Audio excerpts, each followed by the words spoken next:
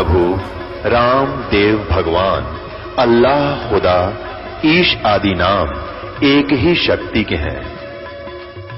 वो कैसा है, कहां है, कैसे मिलता है, किसने देखा है?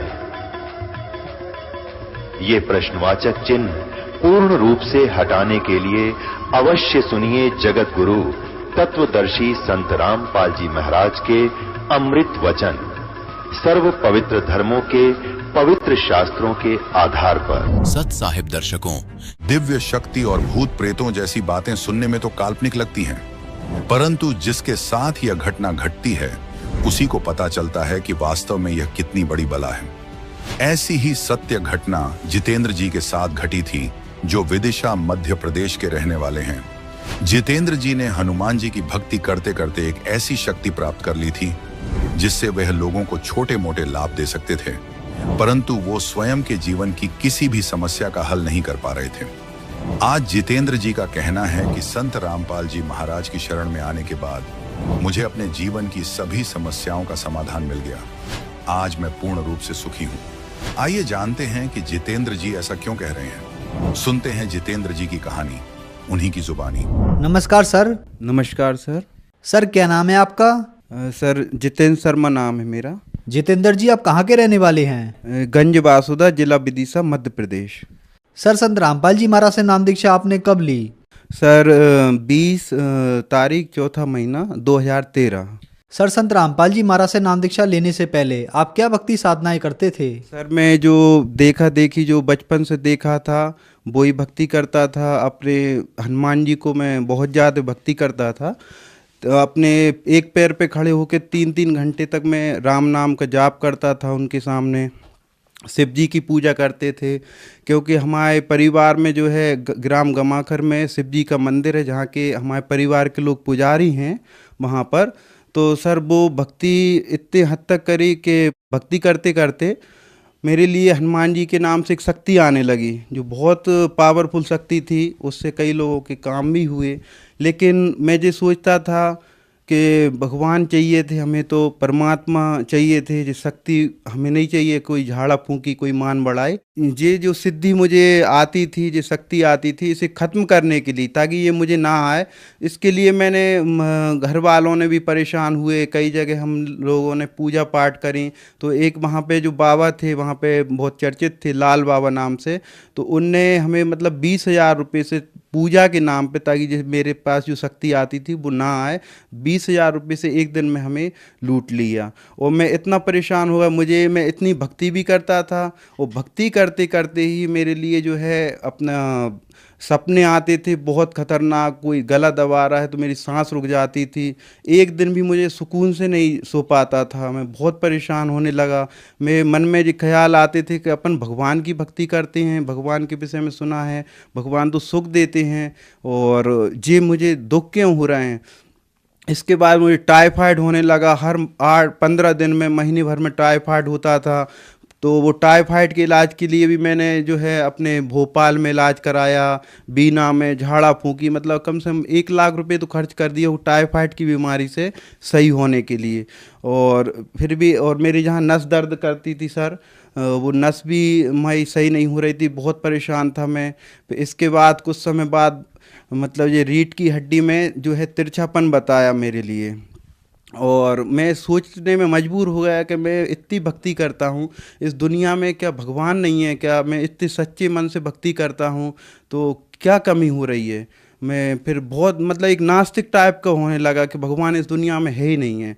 वो बहुत दुखी परेशान, मैं भगवान के आगे मंदिर जा के रोता था पूरे सच्चे दिल से कि हे भगवान, मैंने आपकी सच्ची भक्ति करी है, मुझे आप अच्छा करो, एक नॉर्मल जीवन दे दो, जैसे मैं पहले था वैसे ही कर दो।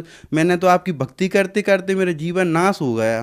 तो हम ऐसे करके परेशान रहने लगे सर जो भक्ति साधनाएं आप कर रहे थे उनसे आपको कोई लाभ नहीं मिल रहा था, तो फिर संत रामपाल जी महाराज की जानकारी आपको कहाँ से मिली? सर मैं क्या है जो पूजा पाठ पहले करता था शास्त्र विधि त्याग कर, तो इसमें क्या है, हम लोग जहाँ भी मुझे मालूम पड़ता था कोई संत जंगल में तपस्या कर रहे हैं, एक बहुत अच्छे संत हैं, तो हम वहाँ पे जाते रहते थे साधु संतों के यहाँ सेवा करने, जो हमसे बनता था परमात्मा की दया से। तो उस समय एक संत से मतलब मेरी हुई मुलाकात, तो वो कुछ समय बाद वो गंज बासुदा शहर से गुजरात में चले गए जंगलों में तपस्या करने। तो वो मुझे पुस्तकें पहुंचाते रहते थे। उस कुछ समय बाद उन्हें पुस्तक ज्ञान गंगा मिली और उन्होंने संत रामपाल जी महाराज जी का दीक्षा ले ली, ज्ञान स्वीकार करा, और वो सब बाबा बेस त्याग के, उनका नाम राम रतन दास जी है। तो वो उनने वहाँ से फिर जब दो दीक्षा ले ली गुरु जी से, तो वो पुस्तक ज्ञान गंगा मुझे पहुँचाई कि आप ये पुस्तक पढ़ना, ये भगवान का इसमें अमृत ज्ञान है, इससे परमात्मा मिलेंगे, मोक्ष मिल जाएगा, सब सुख मिलेंगे जो अपन खोजते थे। वो जंगल में तपस्या करते थे, तो मैं सोचने में मजबूर हो गया कि ऐसे संत मतलब जो इन्हें हम गुरु मानते थे, ये ऐसे कौन से गुरु हैं जो ये इनके शिष्य बन गए, संत रामपाल जी महाराज जी के। तो मैंने 15-20 पेज पढ़े, तो उसमें मुझे ऐसा लगा इसमें तो भगवान की थोड़ी बुराई सी लगी, तो मैंने नहीं पढ़ी। फिर वो घर पे आए, उनने मुझे समझाया कि ये बुराई नहीं, जी सच्चाई है, आप अपने धार्मिक ग्रंथों से मिलाओ। तो फिर मैंने उस पुस्तक की जो पढ़ते पढ़ते मैंने गीता जी से मिलाया। तो उसमें गीता जी के अध्याय 16 के श्लोक नंबर 23 पे लिखा था, जो पुरुष शास्त्र विधि को त्याग कर अपनी इच्छा से मनमानी भक्ति करते हैं, उन्हें ना सुख प्राप्त होता, ना सिद्धि प्राप्त होती, ना उनका मोक्ष होता। और फिर अध्याय 18 के श्लोक नंबर 62 पे लिखा था, हे भारत तू सब प्रकाश उस परमेश्वर की शरण में जा, उसकी कृपा से तू परम शांति और शाश्वत परम धाम को प्राप्त होगा।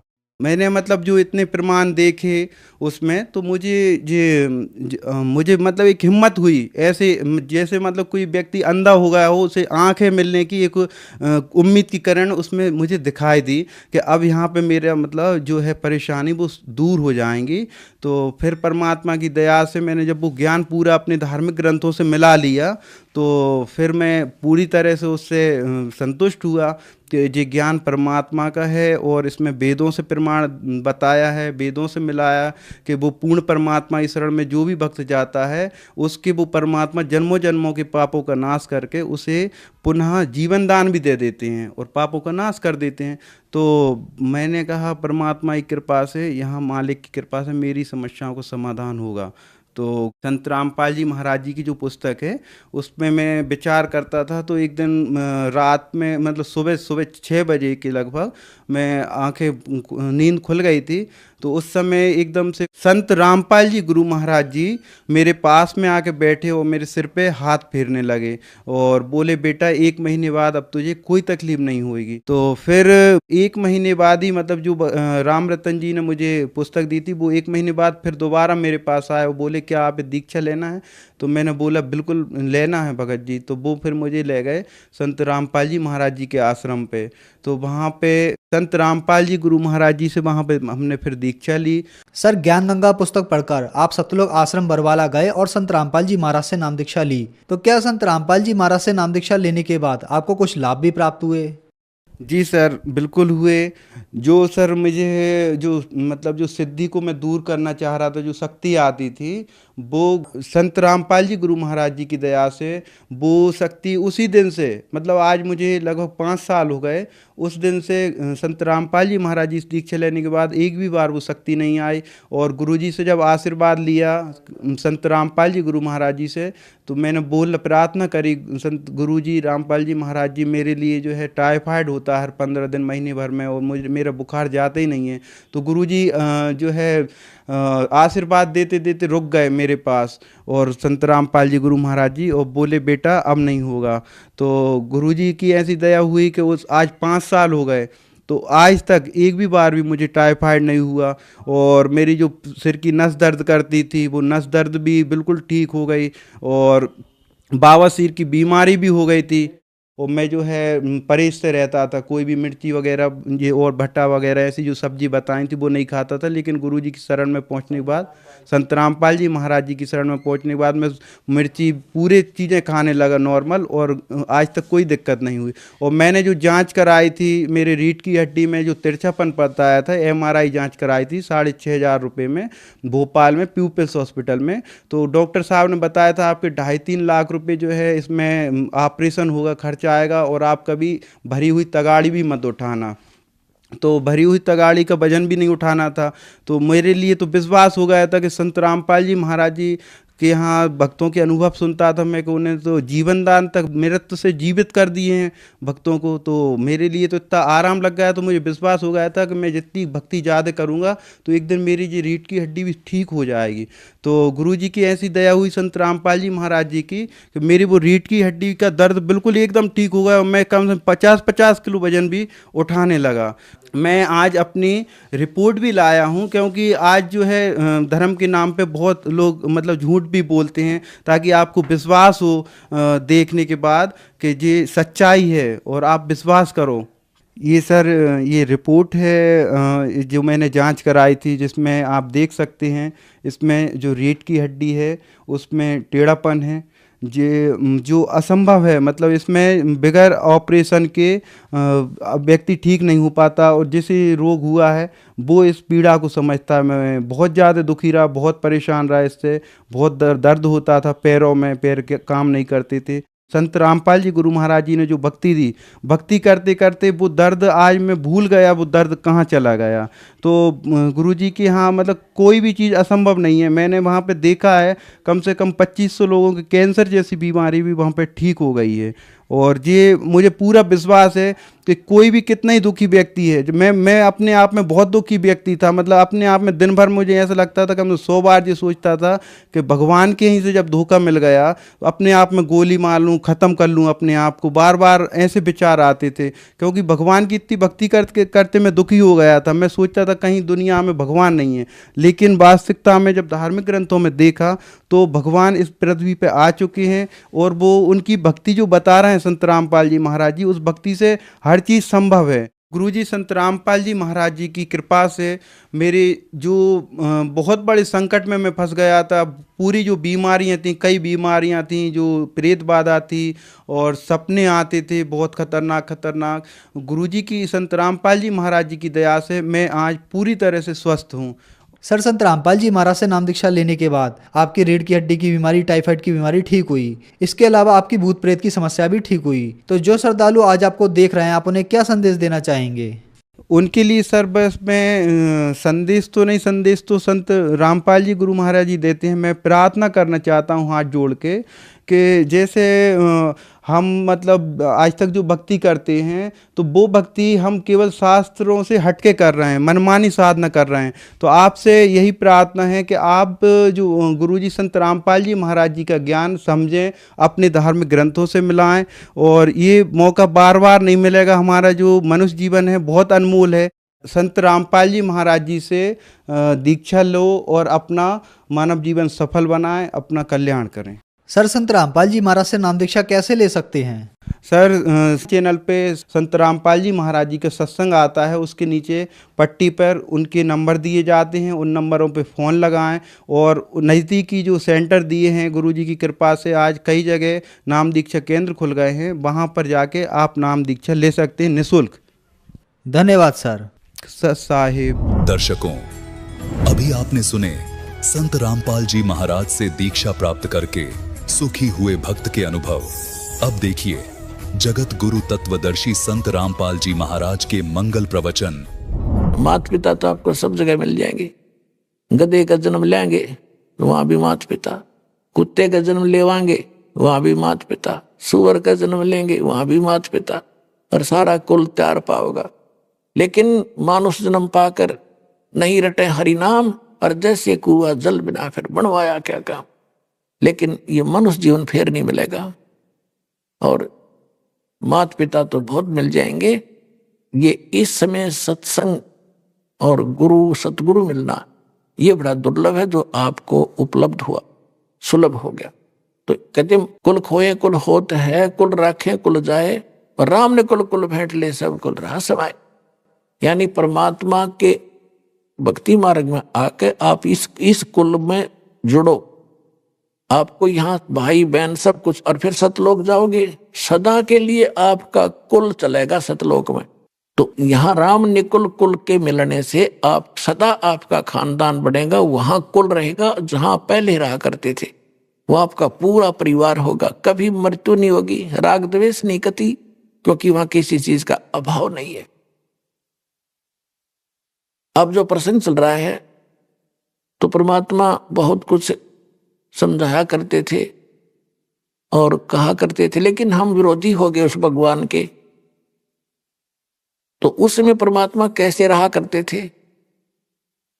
एक झोपड़ी कुटिया बना के और मजदूरी करके, जुल्हे का काम करके जो रोटी रोजी मिलती थी उस मेहनताने से उसे गुजारा करते थे, और सत्संग सुनाते थे, नाम देते थे, भक्तों को आशीर्वाद देते थे।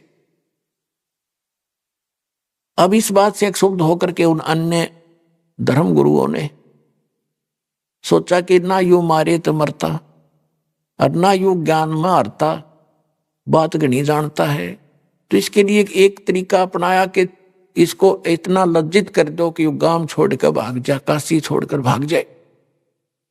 उन्होंने झूठी चिट्ठियां डाल दी, उन चिट्ठियों में लिख दिया पत्रों में कि कबीर जी भंडारा करेंगे, कबीर पुत्र नीरू,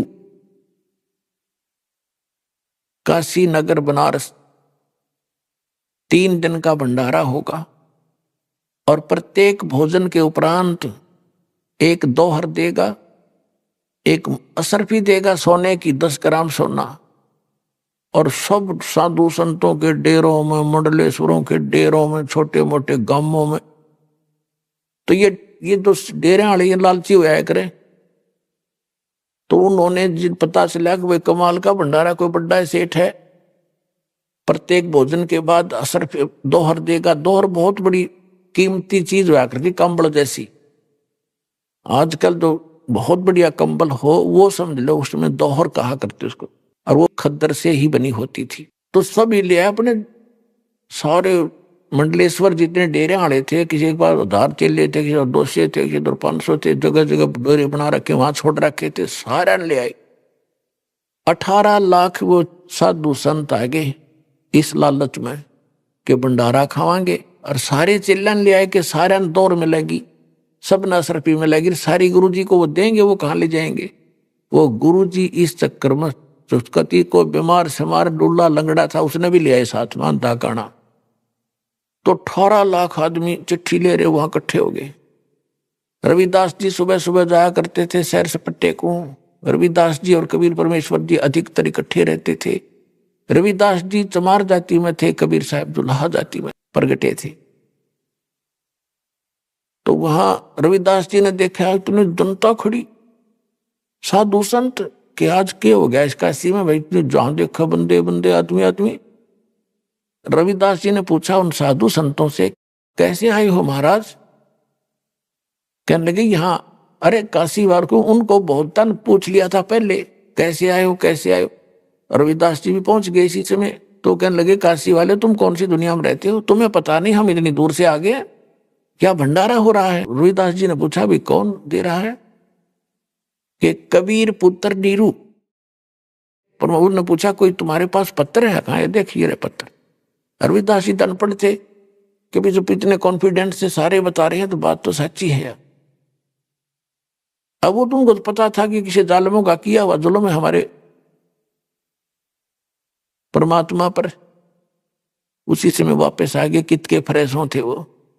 पहुंच गए कबीर परमेश्वर की कुटिया में और जाकर कहा कि महाराज आज तो काशी छूटेगी। बहुत बुरा हाल हो गया। क्या हो गया भक्त? महात्मा जी क्यों चिंतित हो गए? कबीर साहब बोले, अल्लाह जी चिंता का विषय हो गया। क्या बात है? कि पता नहीं अनगिन आदमी आ रहे हैं बाहर, साधु संत, और सबके हाथ में चिट्ठी है, और ये दुष्टों ने लिख रखी है, दिखा इन कर दिया काम इन ब्राह्मणों ने और काजी मुल्लाओं ने मिलकर। और ये लिख रखा है कि 3 दिन का भंडारा होगा, और एक मोहर, एक प्रत्येक खाने के बाद दोहर देंगे, और एक सोने की असरफी देगा, ये उन्होंने कह रखा है। अब कबीर साहब बोले भाई रविदास जी बैठ जाओ और सांकल बंद कर ले, अंदर से कुंडी ला ले और भीतर बैठ जा। ये शाम होने दे, आज क्यों करे, छोड़ के काशी मैं तो चला जाऊंगा अपने बच्चा न माता पिता न लेके। ये मुझे जीने नहीं दे, मैं इनको भले कहूं, ये मेरा बुरा करने पर उतरे हुए, मैं इनके भले के लिए कह रहा हूं। रविदास बैठ जा। रविदास जी बैठ गई बाहर, कैसे जा, आग लगी पड़ी। परमात्मा गरीबदास जी ने लिखा है कि वहां तो बैठे हैं, वचन कर भाई भगवान विपता टाड़ा करे। हमें शिक्षा देते हैं दाता कि ऐसे ऐसे में मालिक याद करो, कहते उससे में मां ने याद करो और बाबू ने, कोई मदद नहीं होगी, मालिक याद करो। उधर से दूसरा रूप बनाया परमात्मा, पहुंचे सतलोक में, संदेश भेज दिया कि तैयार करो,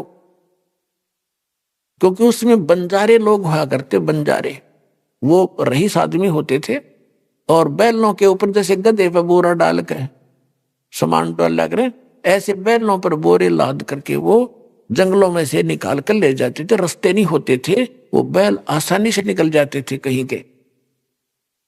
तो एक मंडी से दूसरी मंडी में वो सामान ले जाते लाते थे, उसको ट्रांसपोर्ट करते थे, उसमें जो बचत होती थी वो उनकी होती थी, इसलिए वो काफी धनी होते थे, उनको बंजारा कहा करते।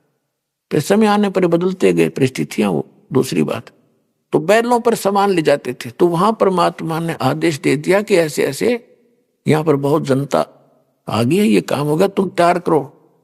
तो वहां की आत्माओं को ही 9 लाख बैल बनाए परमात्मा ने, 9 लाख बैल, और उनके ऊपर पका पका सतलोक तय, जलेबी, लाडू, कचौड़ी, पकौड़ी, दही बड़े और बर्फी, बालूशाही, गुलाब जामुन, यानी कोई चीज नहीं जो आहार होता मनुष्य का, सारी चावल, खीर।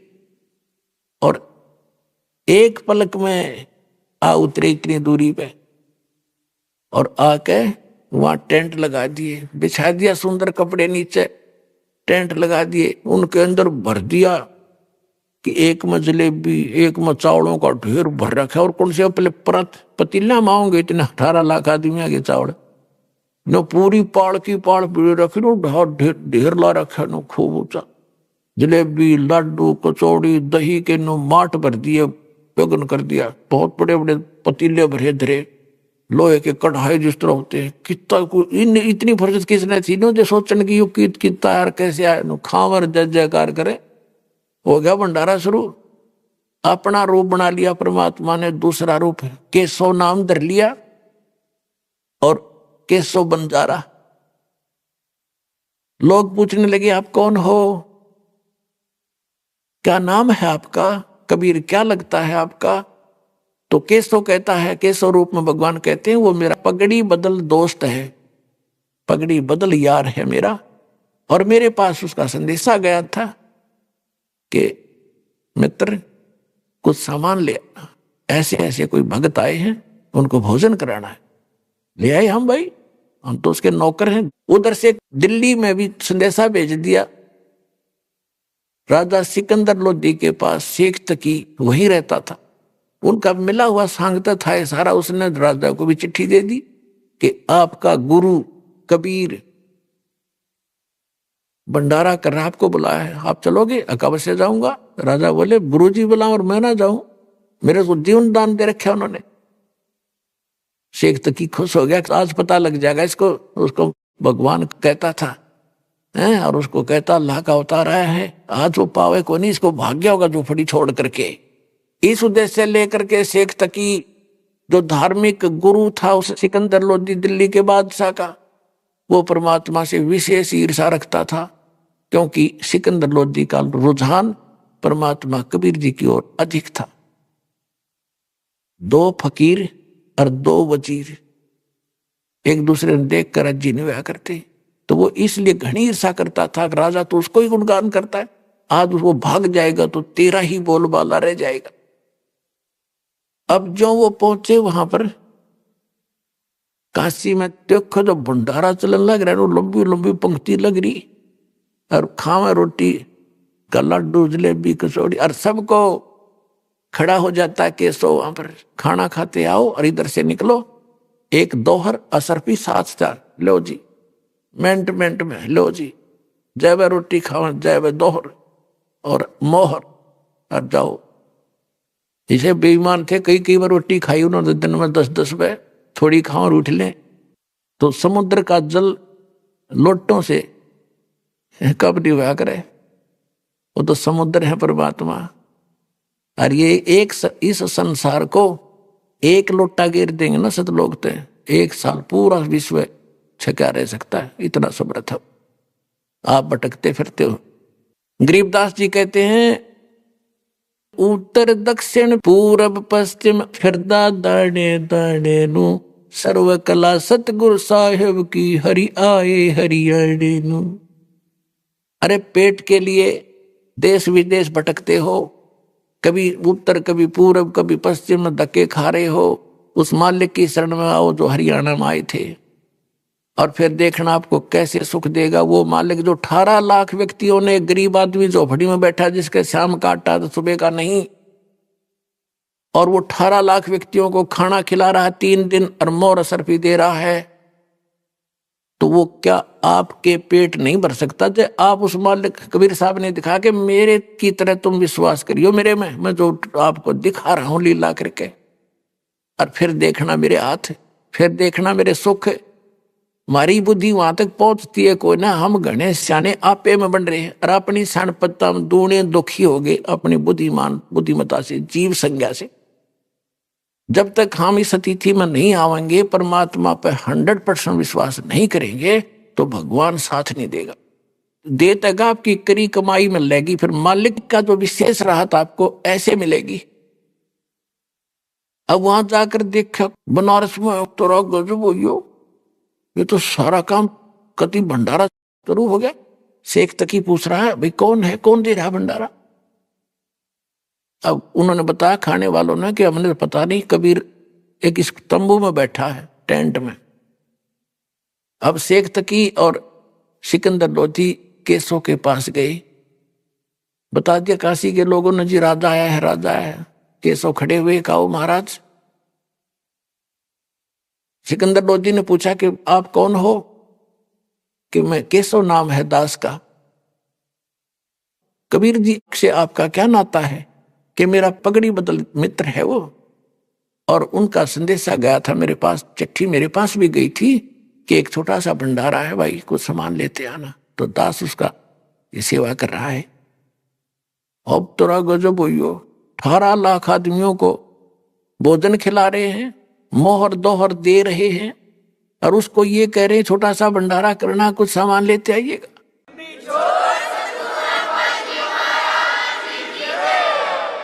भगवान इसी को कहते हैं जो ऐसी करके दिखा दे।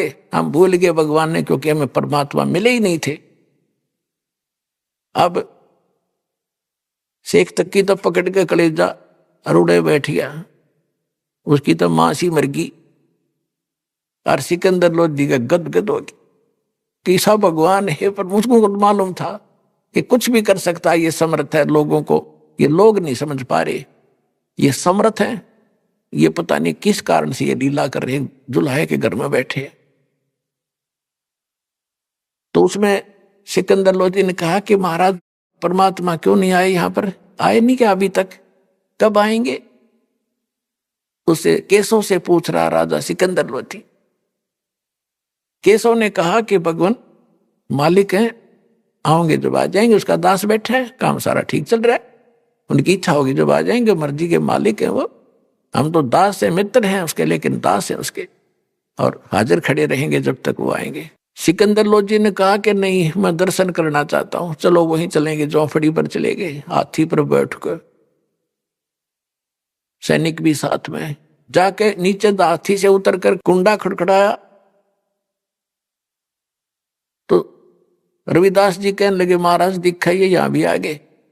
परमात्मा बोले बोलिए मत, और चुप करके बैठा रहा भाई, कुआड़ पीट कर चले जाएंगे अपने आप। अब सिकंदर लोधी ने फिर कहा कि महाराज दरवाजा खोलो। परमात्मा ने पूछा, भाई कौन हो? कि आपका दास है सिकंदर। और दिल्ली से आया है आपके दर्शनार्थ।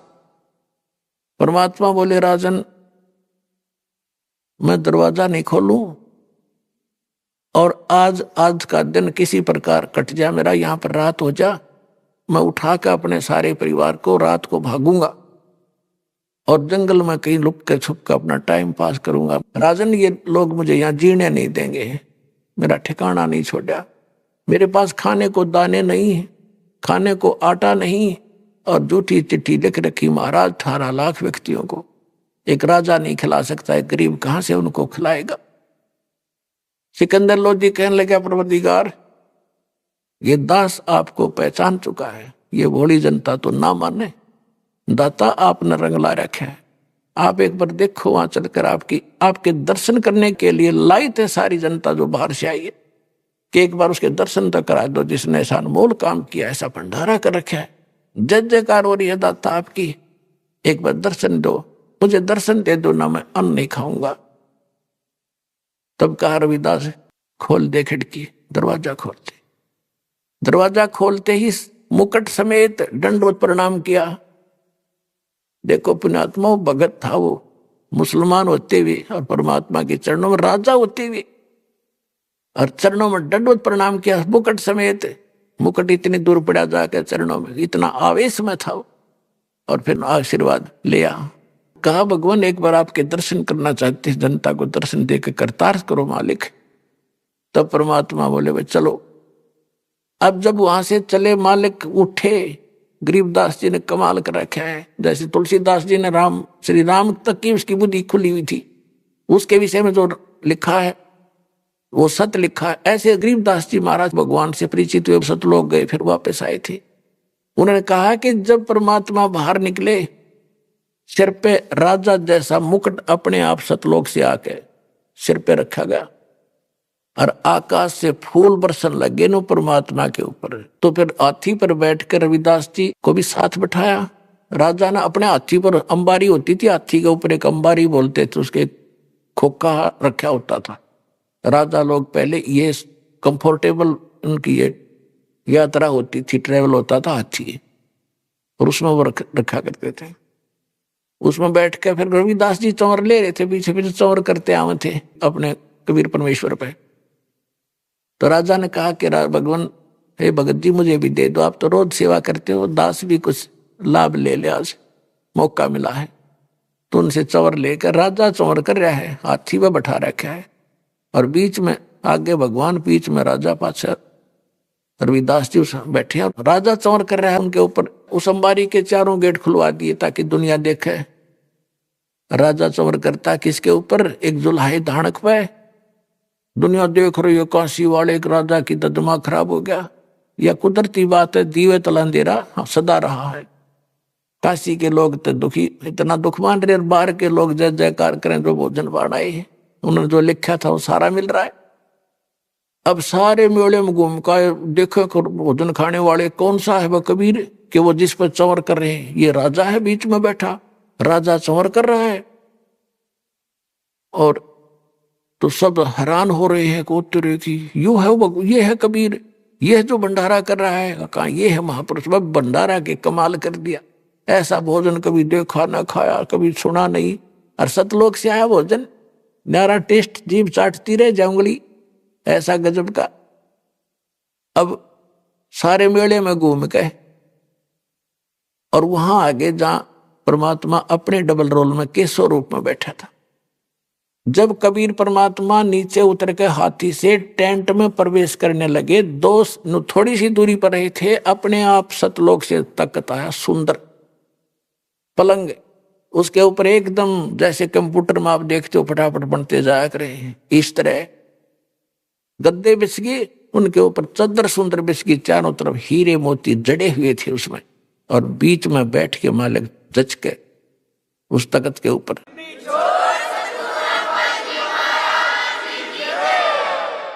और जब एक तख्त पर केशव बैठा है, एक तख्त पर भगवान बैठे, और राजा नीचे बैठ जाता है, क्योंकि जिनको भगवान पाना है वो अभिमान त्यागना ही पड़ता है।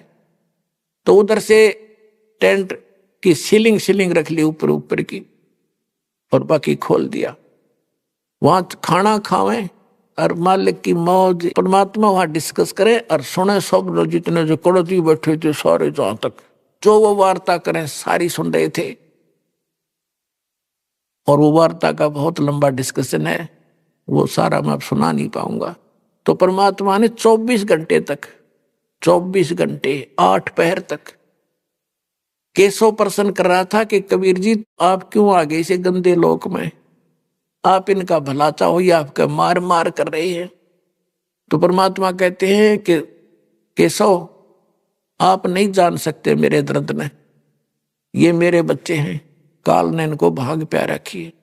आज ये मुझे मार रहे हैं, पीट रहे हैं, मेरा बुरा हाल कर रहे हैं। जब इनकी भांग उतरेगी ये प्रणाम करेंगे, मुझे हाथों पर रखेंगे, क्योंकि मैं इनका पिता हूं।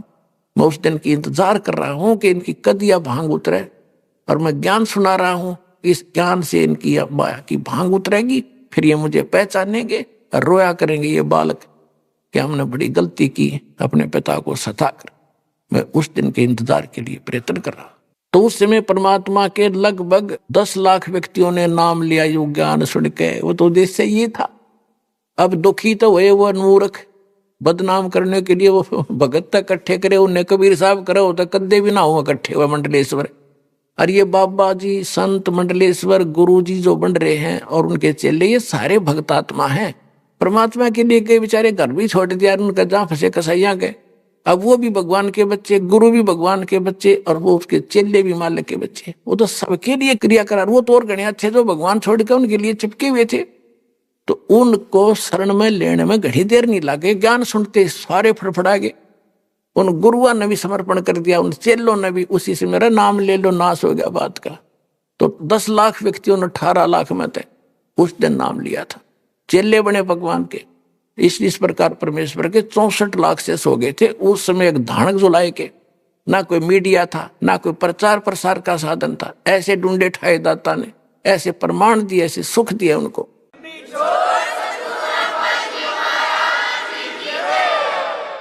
अब तीसरे दिन सभी विदा होकर चले गए। कुछ एक व्यक्ति शेष खड़े थे, राजा खड़ा, उसकी सेना खड़ी, शेख तकी खड़ा, और उधर से सारा सामान लाद के बैलों के ऊपर बोरे धर के खाली टेंट और चल पड़े।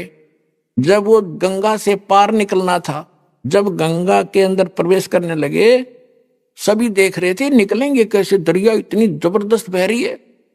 उसी समय एकदम डाउनफॉल हो गया, इतना जल रह गया दरिया में जैसे घुटनों पानी हो। बैल आसानी से सारे निकल गए। उनके जाते फिर फुल स्विमिंग पे होगी, फुल भरगी, सारे देखते रह गिरे, कमाल हो गया। तो बुद्धिमान लोग तेनों क्या कह रहे थे, भाई धर्म में इतनी ताकत है, करे न धर्म क्या है, धर्म का क्या भगवान कुछ भी कर दे। तो फिर वो तो चले गए, कबीर साहब और केशव वहां रह गए, और वो सारे और बाकी शेख फकीर सिकंदर। तो सिकंदर लोधी ने कहा कि केशव आपके चले गए बंजारे, आप भी जाइए, देर वो दूर चले जाएंगे। अब सब ने देखा, झांके कहां से जा लिए, सामने दिखे थे जाते 9 लाख बैलों का समूह कम से कम 5 किलोमीटर में का दिखा। और 2 मिनट के बाद देखा था उन्होंने तो कोई बैल नहीं था, और कोई वहां बंजारा उनके साथ, बंजारे भी आए थे, अन्य सेवक भी आए थे। 9 लाख बैल थे, कम से कम 4 लाख बंजारे भी थे उसके साथ में सेवा करने वाले। तो वो सारे एकदम पाए नहीं, तो कहाँ गए वो। सिकंदर लोधी पूछने लगा। परमात्मा ने कहा कि जहां से आए थे वो वहीं गए। कहां से आए थे, कहां से आए थे, इतना राजा पूछ ही रहा था। इतने में केशव जो है उनके सामने देखते देखते कबीर साहब में समा गए। ओनली कबीर परमात्मा के लिए वहां खड़े रह गए।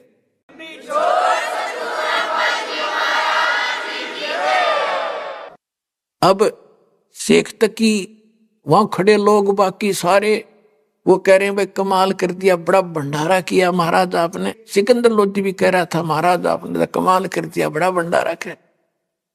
अब शेख तकी क्या कहता है, वो तो जले था ईर्ष्या की आग में, कहता क्या भंडारा करा इसने, ऐसे हम 100 करते हैं, राजा आप तो राजा हो ऐसी बात करते हो, हम ऐसे ऐसे 100 भंडारे कर दें, इन्हें क्या भंडारा किया, तो बहुत सा किया है। अब यहां गरीबदास जी कहते हैं पुण्यात्माओं, एक तो होता भंडारा। भंडारा तो होता जो जैसे किसी का कई साल में लड़का होया हो और उसके उपलक्ष्य में दिल खोल कर खर्चा करा करो। और एक महोत्सव होता है, महोत्सव कहा करें जो कोई किसी ने बता दिया तुम्हारे ऐसे दुख है और उसके लिए इतना भंडारा कर, इतना लगा दो। वो मुश्किल से ला कर नकली सा सामान 5 लत्ते के होंगे तो नकली से लाओगा, सस्ते तो सस्ते, ले टाइम इधर देखा करना है और काज करना है। बाबू पिता मर गया दादा उसका, वो भी बस नकली सा काम करेगा। तो उसको कहते महोत्सव, मजबूरी में किया हुआ पो धर्म, यानी घटिया घटिया आइटम और थोड़े में थोड़े साथ देगा और भंडारे में दिल खोल कर लाया करे पैसे।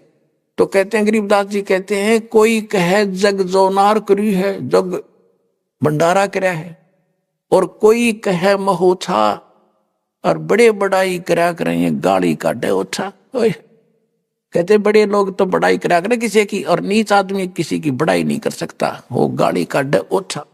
तो शेख तकी तो वहां ओछा था और बाकी सज्जकार करनी है। सच्चाई कह रहे थे कि सब भोजन करते देखा ना, ऐसा भंडारा देखा नहीं। और मोर असर पी 6 रोटी खाते देखे हमने वो नकली, और 6 उनको 2 असर पी दी जा रही थी। तो पुण्यात्माओं, समर्थ का शरणाग हो रंग होरी हो, भाई कदे न हो ए काज राम रंग होरी हो। और उसी कबीर परमात्मा का चलाया हुआ ये भंडारा पुण्यात्माओं आपको तो सेवा दे रहा है ताकि तुम कुछ पुण्य दान करके अपने कर्म बना सको। ना तो आपने फ्री में भी खिला सके, लेकिन हम आप पर वजन बनाना नहीं चाहते, तो आपका उद्धार इस धर्म इस कारण से होगा, ना तो हो नहीं सकता। तो परमात्मा कहते हैं ये उदाहरण देकर आपको समझाना चाहते हैं कि भाई घड़ा मत मांगो, अदम मेरी शरण में आगे तो क्या मेरे तो छन्नी है, क्या छुपा तुम्हारा दुख, तुम्हारी आवश्यकता, तुम्हारी डिमांड, तुम्हें किस चीज की आवश्यकता समय पर। कहते कल्पे कारण कौन है कर सेवा नहीं काम, और मन इच्छा फल दूंगा जो पड़े मेरे तक काम। नी इच्छा बगैर किसी मनोकामना के तो भक्ति कर और दान कर और आन दे फिर धनी का काम, जहां पड़े धनी से काम। कितना बड़ा सेठ है, कितना बड़ा राजा है, लड़का स्कूल जा रहा है, एक्सीडेंट हो गया, बचा लेगा वो राजा, वहां परमात्मा बचाएगा आपको। तो कहते कल्पे कारण, वहां धनी का काम है उसको बचाना। कल्पे कारण कौन है कर सेवा नहीं काम, निष्काम भाव से पूजा कर मेरी, और मन इच्छा फल दूंगा जब पड़े मेरे देखा। तो पुण्यात्माओं, समर्थ की शरण में आगे हो, अपना कल्याण कराओ, समझा है तो सिर धर पाओ, और नहीं रहे ऐसा।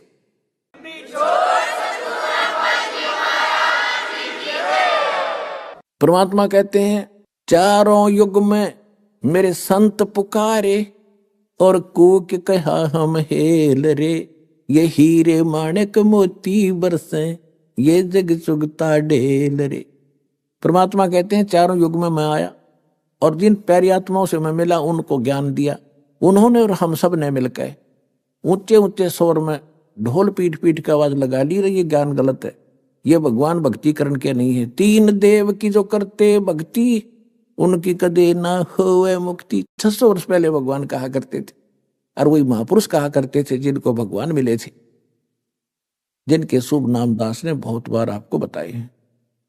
तो यहां कहते हैं चारों युग में संत पुकारे, और कोक कहा हम हेल रे, हेल में रुके दे के आवाज लगा, हीरे माणिक मोती बरसे, ये जग चुगता ढेल रे।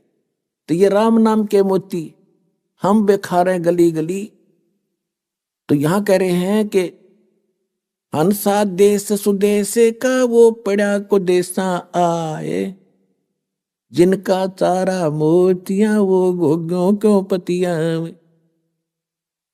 यहां पर 80% व्यक्ति ऐसे हैं जो शराबी थे, मांस खाया करते, जो कहते तो हुक्का बीड़ी छूटता नहीं, खूब कोशिश कर ली, आज सब ने त्याग दिया। कोई एक आधा कर्महीन लुकमा सुकमा पीता होगा तो उसका चोट लगेगी, उसको हानि घनी होगी, वो फिर दुर्गति करा के छोड़ देगा। तो यहां हम अलाउड नहीं करेंगे उस व्यक्ति को जो मर्यादाहीन है, उसको लाभ नहीं होगा, उसको हानि होगी। फिर वही लोग ये समझेंगे, जनता जन कि इन्हें नाम भी ले रखा, इसको हानि क्यों हो रही है।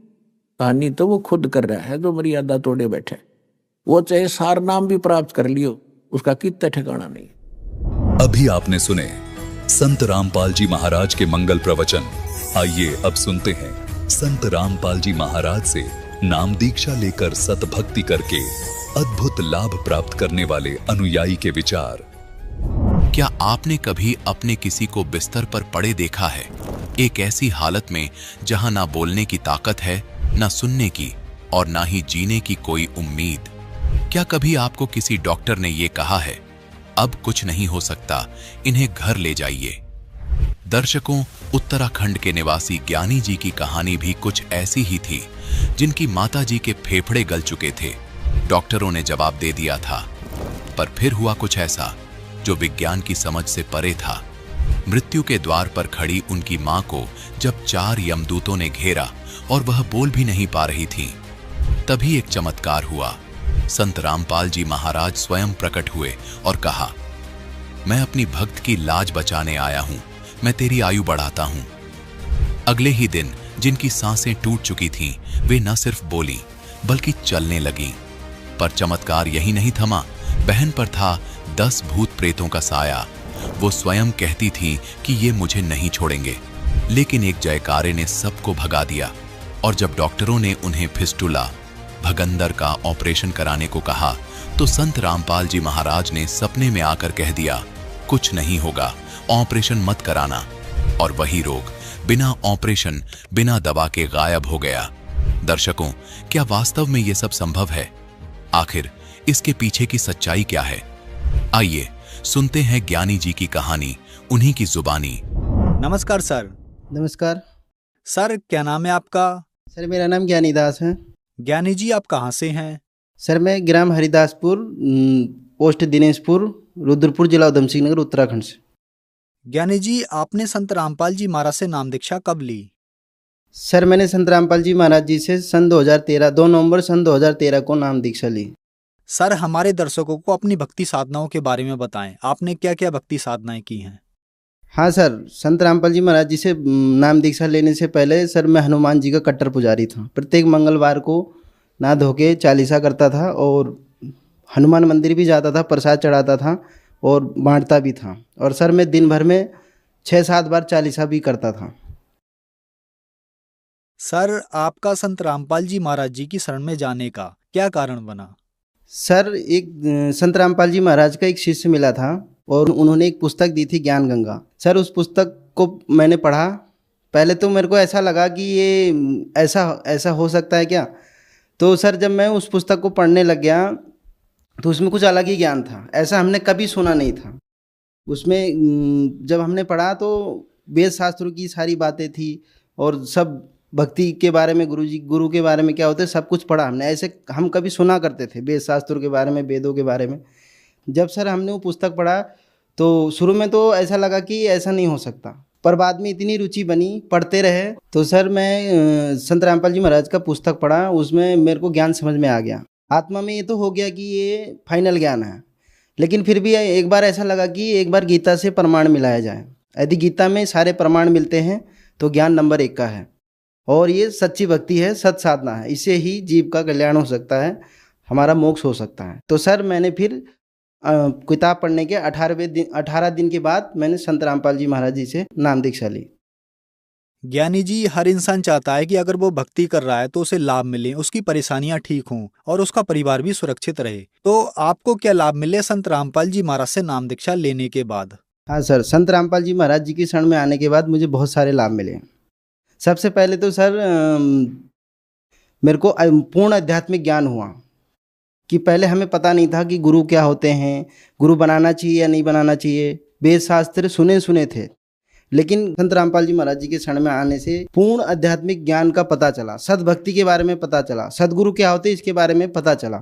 मेरी मम्मी बहुत बीमार पड़ गई सन 2016 में और वो हॉस्पिटल में भर्ती थी। मेरी मम्मी भक्ति भी नहीं करती थी और डॉक्टर ने जवाब दिया, उनके फेफड़े बहुत बुरी तरीके से गल चुके थे। डॉक्टरों ने 15 दिन वहाँ रखे हॉस्पिटल में।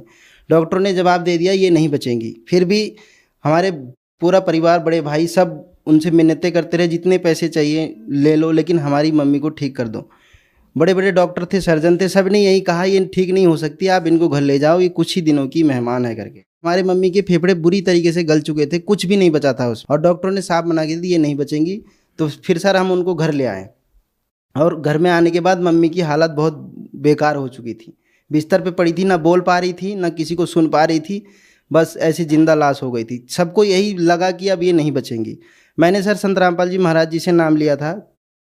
तो वैसे तो हम क्या कर सकते थे, लेकिन मम्मी की ये हालत थी, मैं उनका बेटा था, तो मुझे बहुत दुख लगता था कि मम्मी का ये बुरा हाल है, अब तो नहीं बचेगी, डॉक्टरों ने भी जवाब दे दिया है। तो सर फिर मम्मी को मैंने यही कहा कि मम्मी, सबको बचाने वाले भगवान हैं, संत रामपाल जी महाराज पूर्ण सदगुरु हैं, वही परमात्मा हैं, आप उनको याद करो, उनको सच्चे दिल से याद करो। आप भक्ति तो नहीं करती, लेकिन सच्चे दिल से याद कीजिए, वही आपकी रक्षा कर सकते हैं, वही आपकी आयु बढ़ा सकते हैं। लेकिन यदि आप उनसे प्रार्थना करोगे तो सद्भक्ति करने के लिए प्रार्थना करना, तभी वो आप पे दया करेंगे। तो सर मेरी मम्मी ऐसी हो गई थी कि बोल भी नहीं पा रही थी, और उसी दौरान मेरी मम्मी का मतलब अंत समय आ गया था। मेरी मम्मी को रात को यम के दूत दिखे, 4 यम के दूत आए। विकराल शरीर था, लंबे लंबे बाल थे और उनके दांत बहुत बड़े बड़े थे। तो सर मम्मी को यम के दूत दिखे, और फिर मम्मी बहुत डर गई और बोल भी नहीं पा रही थी। क्यों? क्योंकि भक्ति करती नहीं थी। तो यम के दूतों ने उसकी जुबान को भी बंद कर दिया। तो मम्मी बुरी तरीके से डर गई, क्योंकि सब उन्हें पता चल गया मेरा अंत समय आ गया। तो मैंने मम्मी को हर बार समझाता था, मम्मी हमेशा संत रामपाल जी महाराज को ही याद करना, वही सबको बचा सकते हैं, वही सब कुछ कर सकते हैं।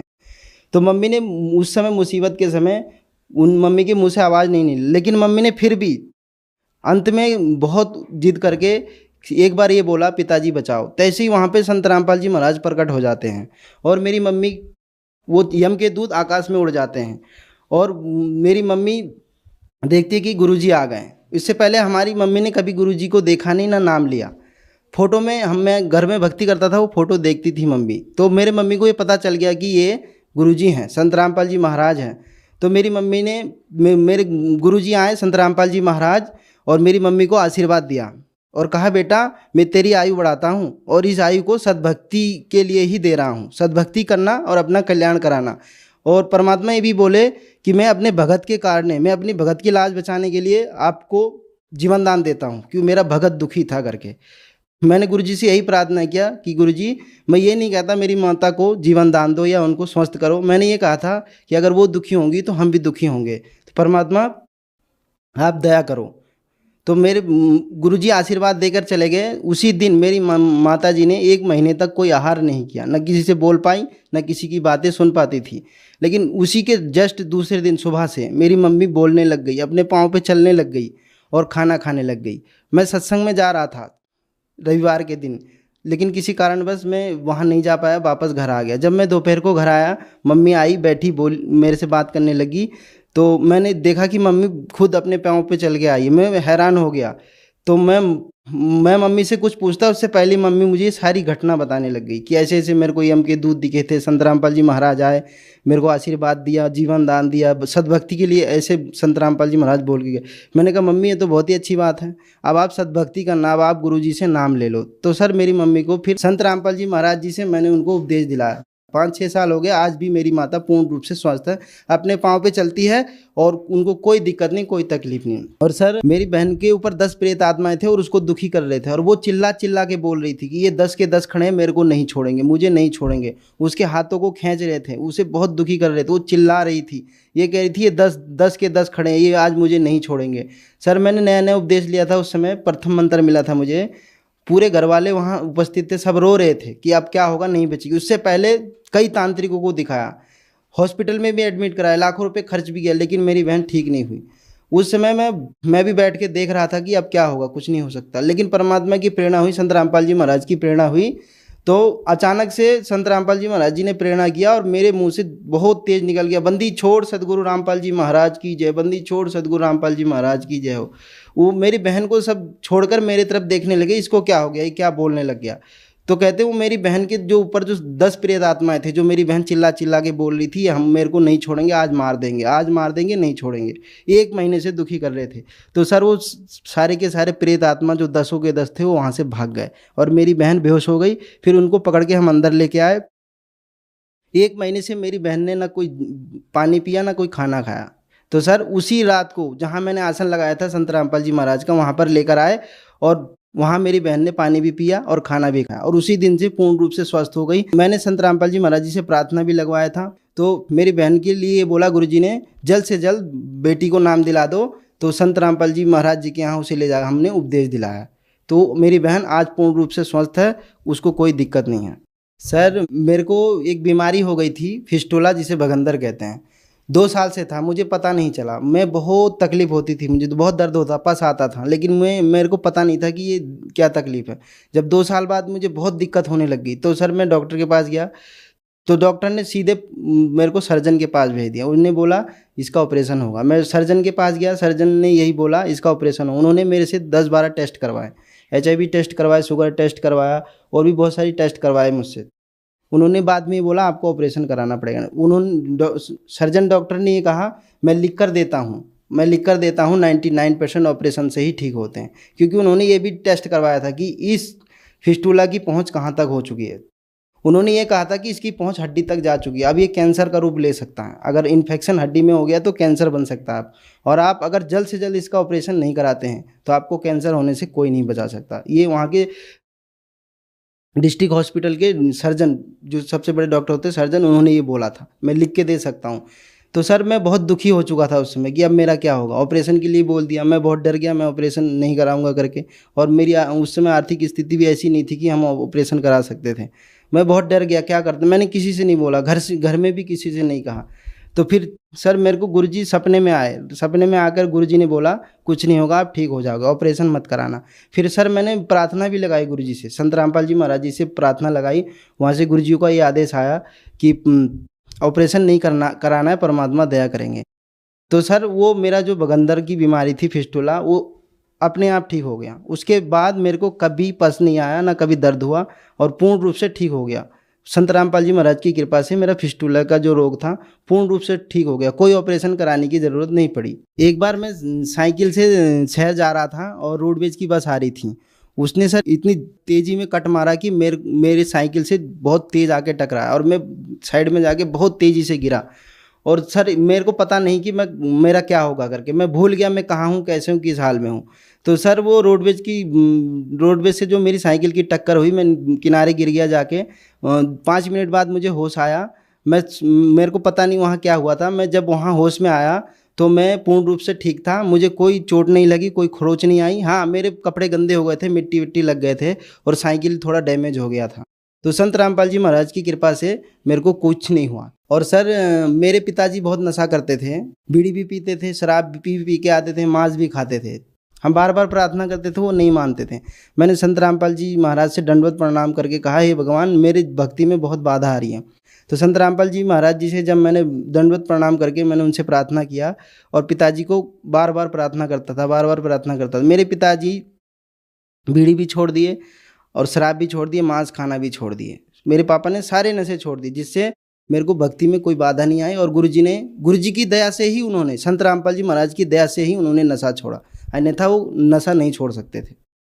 ज्ञानी जी, आपके साथ एक बहुत बड़ा चमत्कार हुआ। आपकी माताजी के फेफड़े गल चुके थे, डॉक्टर्स ने आपको कह दिया था कि इन्हें घर ले जाओ, अब इनकी जिंदगी ज्यादा नहीं है। लेकिन संत रामपाल जी महाराज ने आपकी माताजी को जीवन दान दिया और वो भी बिना दवाई बिना ऑपरेशन के ठीक हो गई। आज लाखों की संख्या में दर्शक आपका इंटरव्यू देख रहे हैं और उनके साथ भी ऐसे ही परेशानियां हैं, तो उनके लिए आप क्या कहना चाहेंगे? उनसे हम यही प्रार्थना करना चाहेंगे कि पूर्ण संत धरती पे आ चुके हैं। जो दिक्कत हमको थी, जो हमारे परिवार को थी, हमने संत रामपाल जी महाराज जी से दीक्षा लिया और आज पूर्ण रूप से ठीक हैं, सुखी हैं। सर जो भी दिक्कतें हमको थी, जो भी हमारे परिवार को दिक्कत थी, मेरी माता जी को जीवन दान मिला, मेरी बहन को जीवन दान मिला, मेरे को जीवन दान मिला। तो सर जो भी लोग आज हमको सुन रहे, देख रहे हैं, हम उनसे ये प्रार्थना करना चाहते हैं, जो भी दिक्कतें हमको थी, आप भी संत रामपाल जी महाराज जी से दीक्षा लेंगे तो आपको भी ये सारे लाभ मिलेंगे। लेकिन गुरुजी नियम बताते हैं, उस नियम को फॉलो करेंगे और नाम दीक्षा लेंगे तो आपको भी ये सारे लाभ हो सकते हैं। संत रामपाल जी महाराज जी का बहुत सारे टीवी चैनलों पे सत्संग आता है। सत्संग के दौरान नीचे एक पट्टी चलती है, उसमें उनके फ़ोन नंबर सारा पता लिखा होता है। जिसे भी नाम लेना हो उन नंबरों पे फ़ोन करके अपने नज़दीकी नामदान केंद्र का पता लगा सकते हैं और वहाँ से जाके नाम दीक्षा ले सकते हैं। धन्यवाद सर। सत साई।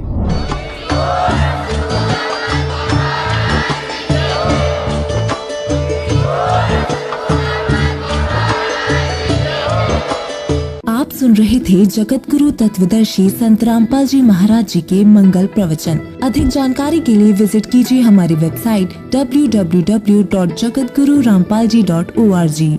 संत रामपाल जी महाराज जी के शुभ आशीर्वाद से पूरे विश्व भर में 500 से भी ज्यादा नाम दीक्षा केंद्र हैं, जिन पर संत रामपाल जी महाराज जी द्वारा ऑनलाइन निशुल्क नाम दीक्षा दी जा रही है। अपने नजदीकी नाम दीक्षा केंद्र का पता करने के लिए संपर्क करें 8222880541।